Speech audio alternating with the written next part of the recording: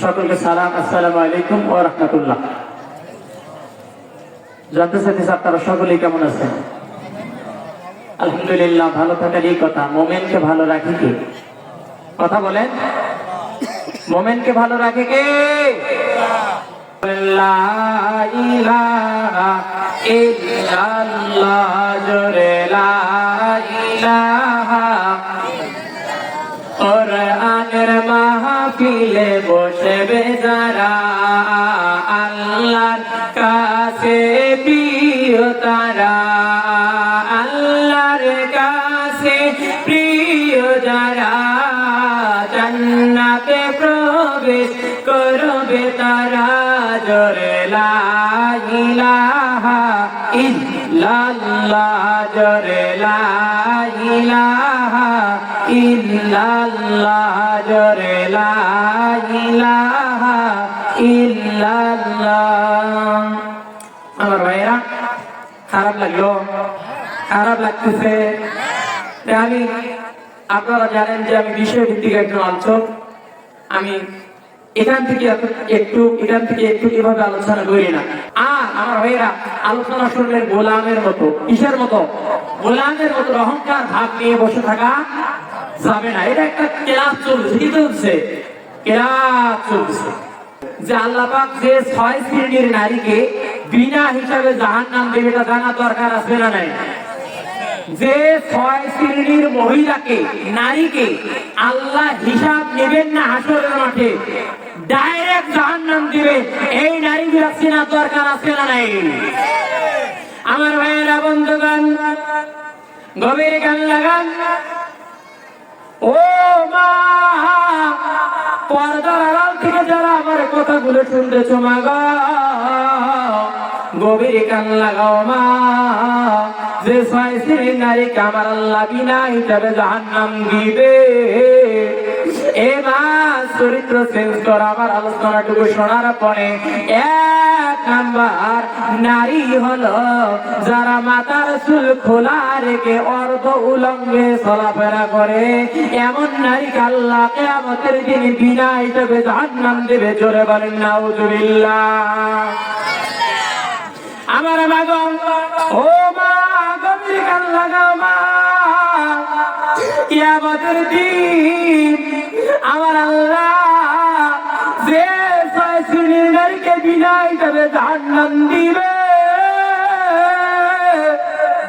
তার মধ্যে নাম্বার 1 নারী, প্রথম নারী হলো যারা মাথার চুলকে খোলা রেখে এই পৃথিবীর জমিনে যারা চলাফেরা করবে, এমন নারীকে আল্লাহ বিনা হিসাবে জাহান্নাম দেবে। জোরে বলেন নাউজুবিল্লাহ। খালি মাথা খোলা চুলে বাইরে যেও না, এরা পরে বাইরে যেতে লজ্জা পেও না। বলেন, খালি মাথা খোলা চুলে বাইরে যেও না, এরা পরে বাইরে যেতে লজ্জা পেও না। ঠিক না বেঠিক? হেজাবে নিজে দেয় পরিচয় তুমি মুসলমান, হেজাবে নিজে দেয় পরিচয় তুমি মুসলমান। হেজাব তোমার লক্ষ্য গুণে বাড়াবে সম্মান, হেজাব তোমার লক্ষ্য গুণে বাড়াবে সম্মান। এই কপালে কি পরনা, কপাল যেন সিজদা করে আল্লাহ তাআলা। এ মা, ভালো করে কান খাড়া করে শোনো। মাথার চুলকে খোলা রেখে যদি বাইরে চলাফেরা করো, এ মা বিনা হিসেবে জাহান্নাম যাইতে হবে মা। জান্নাত পাওয়া দূরের কথা, জান্নাতের সুখ ঘেরানো পাবি না। আমার মায়েরা, আর 2 নাম্বার আছে আমার মায়েরা, যারা স্বামীকে সম্মান দিতে চায় না, এমন নারীকে আল্লাহ জাহান্নাম পাঠিয়ে দেবে। এ মা, স্বামীর কেন সম্মান করবি না? জানো না, জানো না হযরত খাদিজা কেমন স্বামীর সম্মান করেছিল। এই খাদিজা স্বামীর সম্মান করার কারণে, স্বামীর ভক্তি থাকার কারণে, এ মা, এই খাদিজা পৃথিবীর মধ্যে বেঁচে থাকতে জান্নাতের সার্টিফিকেট পেল। জোরে বলেন না সুবহানাল্লাহ। এ মা, কান খাড়া করে শোনো, কান খাড়া করি মায়েরা রে, আলোচনাটুকু বোঝার চেষ্টা করো মা। এই খাদিজা স্বামীর ভক্তি থাকার কারণে আল্লাহ তাকে শুধুমাত্র জান্নাত দেন নাই, এই খাদিজার 3টা কবরের প্রশ্নের উত্তর আমার আল্লাহ নিজেই দিয়া দিবেন। জোরে কান সুবহানাল্লাহ।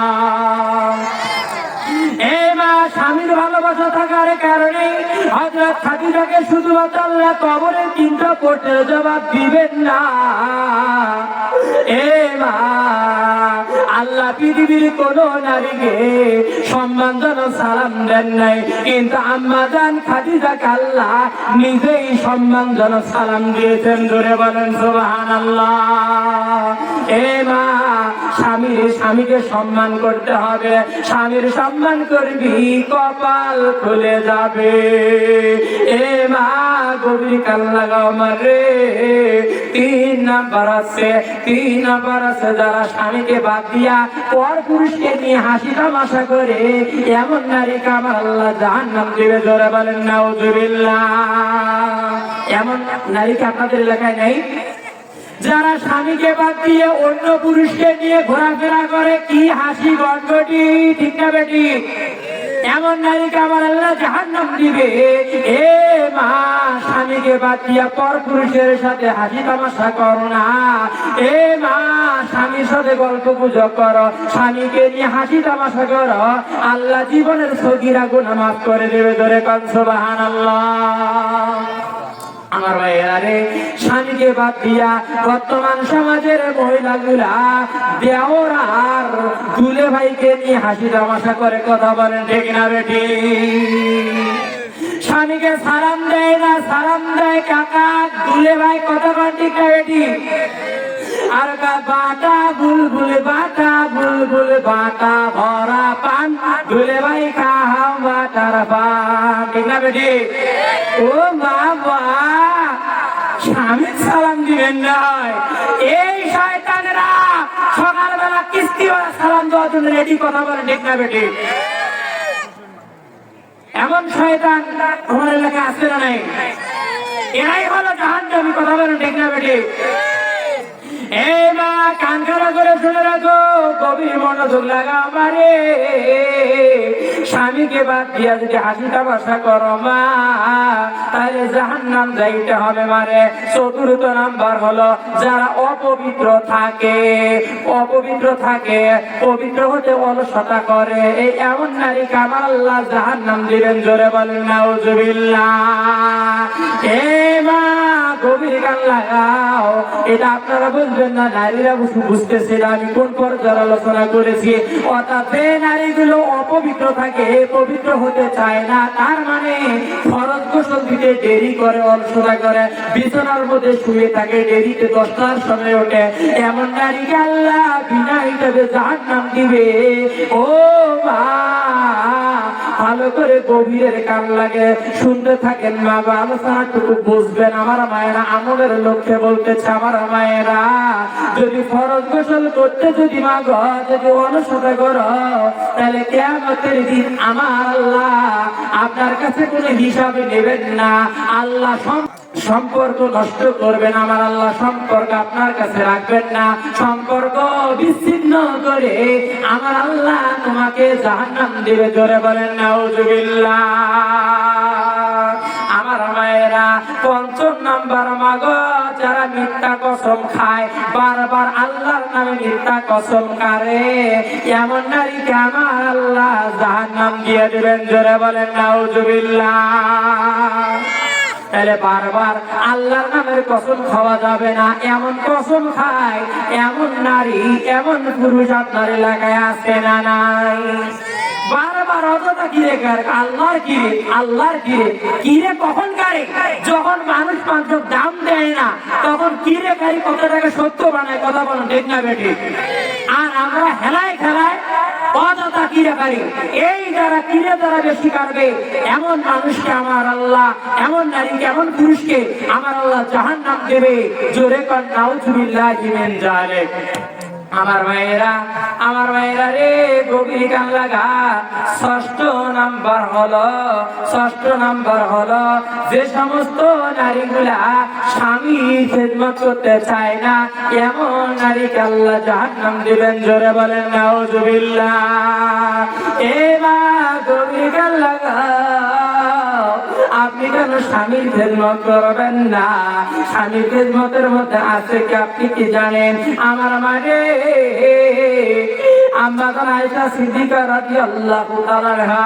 আল্লাহ নবীকে প্রশ্ন করেছেন, ইয়া রাসূলুল্লাহ, ইয়া হাবিবাল্লাহ, আপনার 13 জন বিবিকে আপনি খেদমত গুলো বন্টন করে দিচ্ছে, কিন্তু ইয়া রাসূলুল্লাহ, ইয়া হাবিবাল্লাহ, নবী গো, আপনার দেওয়া খেদমতটা আমি নেব না। আমি যে খেদমতটা আপনার কাছে চাই, আমাকে সেই খেদমতটা দিতে হবে। জোরে কন্যা সুবহানাল্লাহ। আমার রাসূল বলে, আয়েশা, তুমি আমার কাছে কি এমন খেদমত চাও? আমার রাসূল বলে, আয়েশা রে, তোমার কোন খেদমত আমার পছন্দ, বলো না, বলো। আম্মা আয়েশা বলেন, ইয়া রাসূলুল্লাহ, ইয়া হাবিবাল্লাহ, নবী গো, আমি আপনার কোনো খেদমত চাই না, আমি আপনার গোসলের খেদমত চাই। জোরে কন্যা সুবহানাল্লাহ। আমার রাসূল বলে, আয়েশা, তুমি আমার কাছে গোসলের খেদমত চাও, তার কারণ কি? গোসলের খেদমত দিতে চাও, তার কারণটা কি বলো? আমার রাসূল বলার পরে আম্মা আয়েশা বলেন, ইয়া রাসূলুল্লাহ, ইয়া হাবিবাল্লাহ, আপনি যখন গোসল করতেছিলেন, আমি আমার হুজরাখানার ভিতর থেকে আমি দেখতে পেরেছিলাম, ইয়া রাসূলুল্লাহ, ইয়া হাবিবাল্লাহ, অন্যান্য মানুষগুলা গোসল করে, গোসল করার পর অঙ্গ ধৌত করা পানিগুলা অন্যত্র বেয়ে চলে যায়, কিন্তু আপনি গোসল করার সঙ্গে আমি নজর করে দেখতে পেরেছি মাটিগুলো চৌচির হয়ে যায়, তার মানে ফেটে যায়, আর গোসলের পানিগুলো মাটির ভিতরে চলে যায়, আর আমি ওই পানির মধ্যে দেখতে পেরেছি কি জানি সোনার মতন চিকমিক চিকমিক করে। জোরে কন্যা সুবহানাল্লাহ। আমার রাসূল বলে, আয়েশা রে, দেখে রাখো, ওই যে তুমি পানির মধ্যে দেখতে পেরেছো চিকমিক চিকমিক করে, এই আয়েশা, তুমি কি জানো এগুলো কি? আমি রাসূল বলে দিলাম, আয়েশা রে, আমার গোসলের পানিতে যেটা চিকমিক চিকমিক করে, তুমি এমন জিনিসগুলা দেখেছো, ওগুলা ওই গোসলের পানিগুলা, ওই যে তুমি দেখেছো আমি আমার অঙ্গ ধৌত করা পানিগুলা মাটি ফেটে ফেটে চৌচির হয়ে মাটির নিচের মধ্যে চলে যায়। এই আয়েশা, আমার আল্লাহ আমার অঙ্গ ধৌত করা পানিগুলাকে এই মাটির নিচের মধ্যে সোনা হিসাবে রেখে দিয়েছে। ধরে কন্যা সুবহানাল্লাহ। আয়েশা, কিয়ামত পর্যন্ত যদি পৃথিবীর জমিনে যদি কোথাও স্বর্ণের অভাব হয়ে যায়, সোনার অভাব হয়ে যায়, হীরা মানিক মুক্তার অভাব হয়ে যায়, আয়েশা, আমি রাসূল বলে দিলাম, কিয়ামত পর্যন্ত মক্কার মদিনায় স্বর্ণের অভাব হবে না। জোরে কন্যা সুবহানাল্লাহ। আমার ভাইয়েরা, মক্কা এবং মদিনায় স্বর্ণের অভাব হবে না। কারণটা কি? আমার রাসূল 63 বছর পৃথিবীর মধ্যে বেঁচে ছিলেন, ঠিক না বেঠি? তার মধ্যে 40 বছর নবুয়তি পেলেন, 40 বছর নবুয়তি পেলেন, তারপরে 10 বছর ছিলেন মক্কায়, তারপরে 13 বছর ছিলেন মদিনায়। তার মানে আমার রাসূল 40 বছর নবুয়তি পাইলেন, 40 বছরের পর 10 বছর ছিলেন উনি মক্কায়। মক্কায় কি গোসল করে নাই? মক্কায় গোসল করেছেন। 13 বছর ছিলেন মদিনায়, মদিনায় কি গোসল করে নাই? অবশ্যই তিনি করেছিলেন। এই জন্য আমার রাসূল বলেছে, পৃথিবীর কোন রাষ্ট্র যদি স্বর্ণের অভাব হয়ে যায়, মক্কার মদিনায় কিয়ামত পর্যন্ত স্বর্ণের অভাব হবে না। জোরে কন্যা সুবহানাল্লাহ। এই জন্য স্বর্ণগুলো হাদিসরা কোথায় পায়? সব মক্কা মদিনার স্বর্ণ। এতগুলো স্বর্ণকাররা স্বর্ণ কোথায় পায়? পৃথিবীর কোন রাষ্ট্রের স্বর্ণ নয়, সব স্বর্ণ হলো আমার নবীর দেশের স্বর্ণ। কথা বলেন ঠিক না বেটি? এ ভাইরা, আমি আপনাদেরকে সতর্ক করার জন্য বলতেছি মায়েরা, খেদমত কেন আপনি করবেন না। আমি 2টা মিনিটের মধ্যে আপনাকে আরেকটা ঘটনা জানাই দিলাম।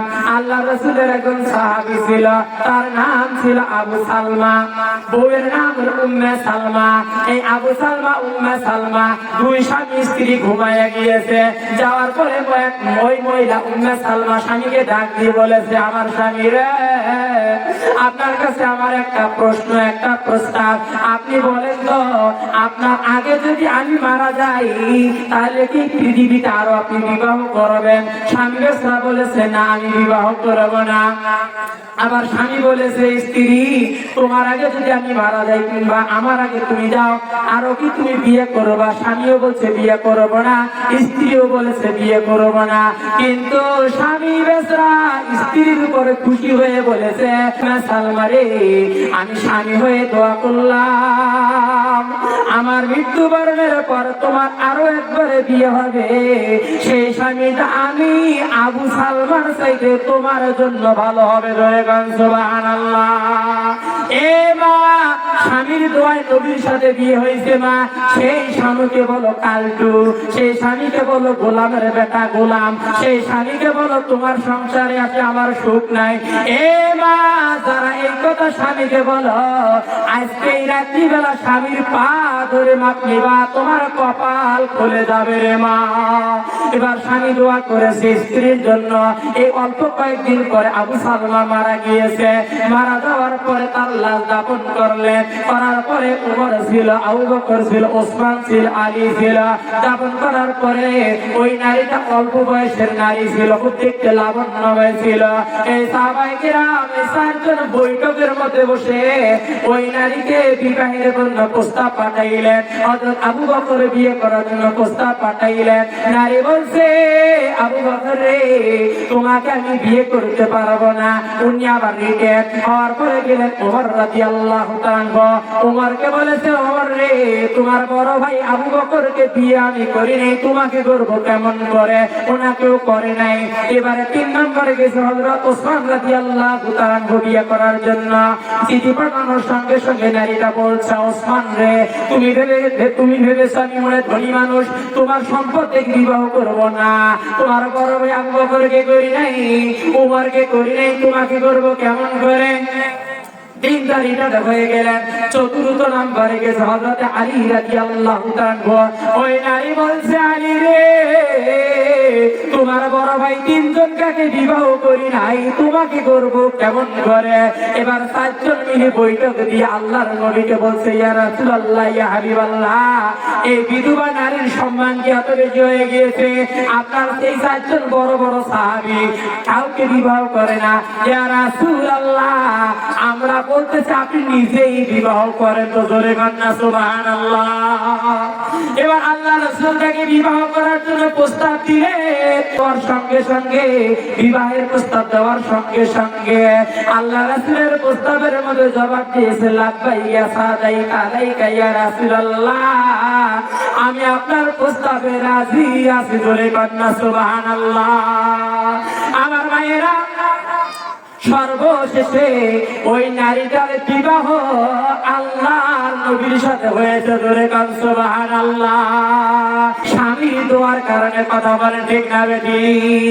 আমার মায়েরা রে, কিয়ামতের মাঠ যেদিনে কায়েম হবে, যদি তোমার কপালে যদি স্বামী খুশি থাকে আপনি জান্নাতি, স্বামী যদি বেজার হয় আপনি যতর বই মওলানার মেয়ে হন না কেন, হাজির মেয়ে হন না কেন, যতর বই হাত মোজা পরেন না কেন, পা মোজা পরেন না কেন, ওয়াল্লাহি আল্লাহর কসম করে বললাম, আল্লাহ তোমার সমস্ত আমলকে বরবাদ করে দিয়া তোমাদেরকে বিনা হিসাবে জাহান্নাম দেবে। ধরে বলেন নাউজুবিল্লাহ। এই মায়েরা, এই জন্য অনুরোধ করে আমি যাচ্ছি যে এই পৃথিবীতে কাউকে যদি সম্মান করতে হয়, কারো যদি খেদমত করতে হয়, এ মায়েরা স্বামীর করো, স্বামীর সম্মানেই তোমাদের কপালে জান্নাত মিলে যাবে। কথা বলেন ঠিক না বেটি? আর সমাধান যদি এই পৃথিবীতে পেতে চাও তাহলে কোরআন আর নামাজের কাছে যাও। কথা বলেন ঠিক না বেটি? সমস্ত বিপদ আপদের সমাধান দিতে পারেন কোন কালাম? সেই কালাম সেই কালাম আর কিতাবের নাম হলো আল কোরআন। কথা বলেন ঠিক না বেঠিক? সমাধান চাও যদি জীবনে মরণে, ফিরে যাও খোঁজে নাও চোখ রাখো কোরআনে। ঠিক আছে ঠিক? সমাধান চাও যদি জীবনে মরণে, ফিরে যাও খোঁজে নাও চোখ রাখো কোরআনে। তবেই পাবি সুখ শান্তির ঠিকানা, তবেই পাবি সুখ শান্তির ঠিকানা। অশান্তি ফিরায়া শান্তি আনে। সমাধান চাও যদি জীবনে মরণে, ফিরে যাও খোঁজে নাও চোখ রাখো কোরআনে।